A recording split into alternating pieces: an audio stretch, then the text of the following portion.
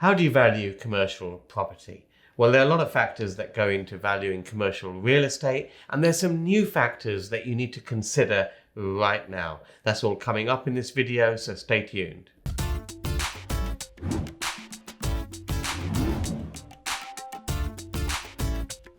My name is Ranjan Bhattacharya. I've been investing and developing properties for the last 30 years. I've been investing in commercial property since 2001.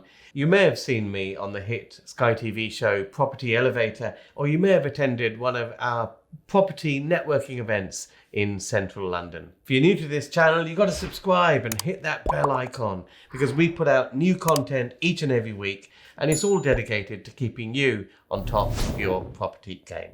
Now, in a recent video, I showed you a very interesting property that has the potential of producing a 50% rental yield. Yes, you heard me right. That's 50% rental yield. You can watch that video up there to kind of get an idea of what we're talking about here.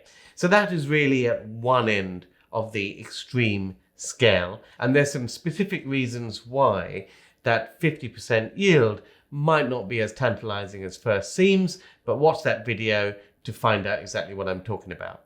At the other end of the scale, I'm going to share with you this property, which is actually going at 3.5% yield.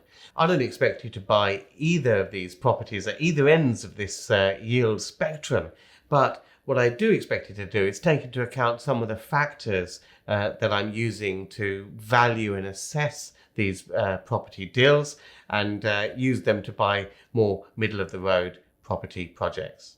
So the property we're looking at then is in central London. It's in the heart of Soho.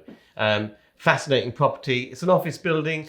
Now this part of Soho, for anyone who knows it, is really where all the media companies are. There are a lot of film companies, TV companies and the like.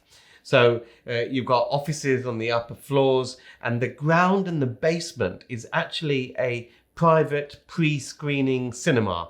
It's been tenanted to this as a private movie preview theatre for the last 30 years. And I guess it's the place where all the lovies go for their pre-screenings of their latest films that they're in. So the guide price on this one is a whopping £4.5 million to £5 million. Annual rent generated on this project is £174,450. But you know, on that sort of guide price, it's pretty much a 3.5% yield, which on the face of it seems quite lousy. Furthermore, when we look at who's actually in the property, we see that the first and second floors are actually vacant, so they're not earning you any rental roll right now.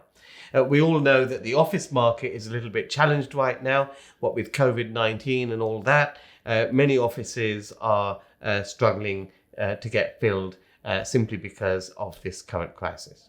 So here's the thing that I believe is changing the game as far as valuing commercial properties and figuring out what you can do with them.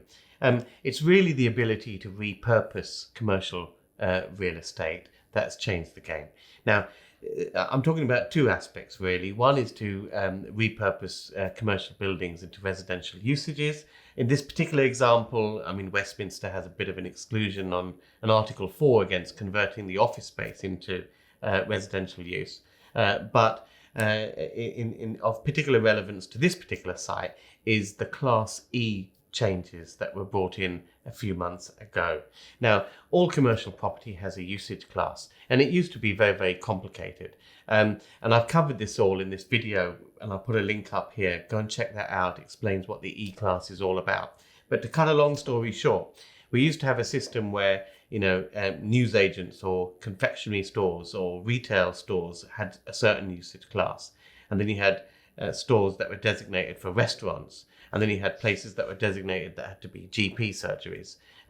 But now, for example, all of those usages have been lumped together in one usage class. And what that means is that if you want to change or repurpose a building to another commercial usage, you don't need permission to do that. So if I want to make a shop into a restaurant or a dentist surgery into a supermarket, I can do so. I don't have to ask anyone's permission in the council. So how does that change the game? Well, it changes the game because all of a sudden the occupier, the tenant occupier, who they are, how much rent they're paying, has suddenly dropped in importance. What's of equal, or in some cases more important, is the surrounding, the setting of that property, the location. It all boils down to location, location, location.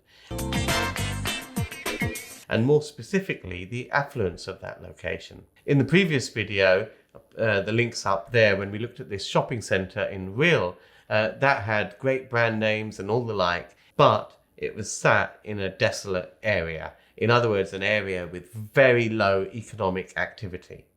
The thing is, if you're running a business, of course, you want to be in the thick of it. You want to be in a location where the surrounding area is affluent and can afford to pay for your goods and services. That's why that's important.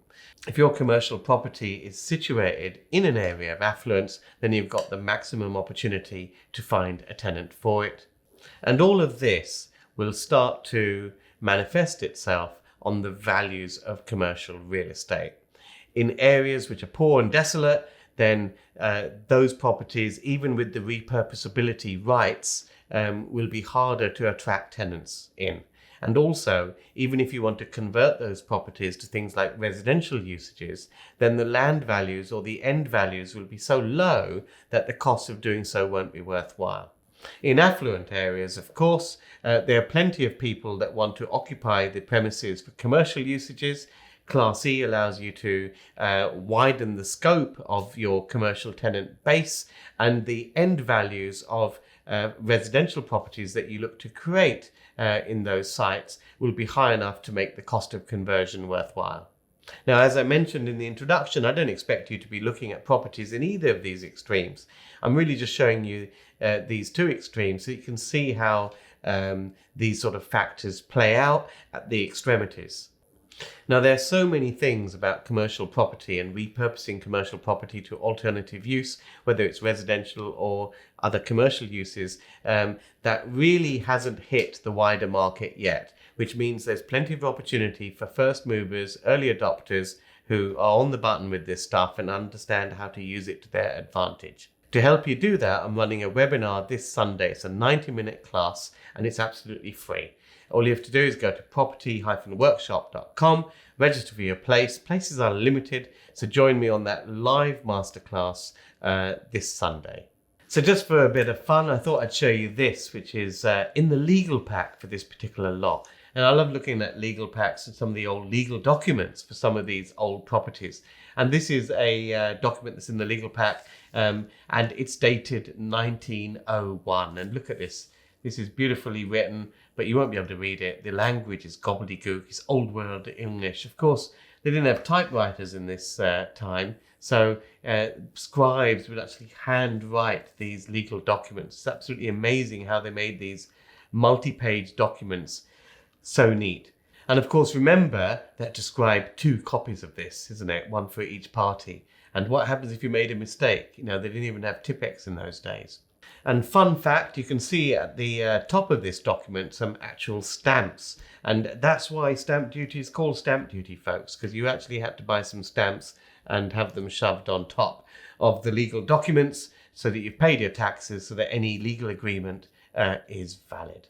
So keep watching, folks, this channel. Make sure you subscribe and hit the bell icon so you're notified as soon as we release new videos. We put out new videos each and every week, so subscribe to make sure you hear from me, so to help you keep on top of your property game. Tell me what you think of this video in the comments below. I'd love to hear any questions you have on commercial property or any other types of property investment. Let me know and I'll do my best to answer them. See you guys in the next video.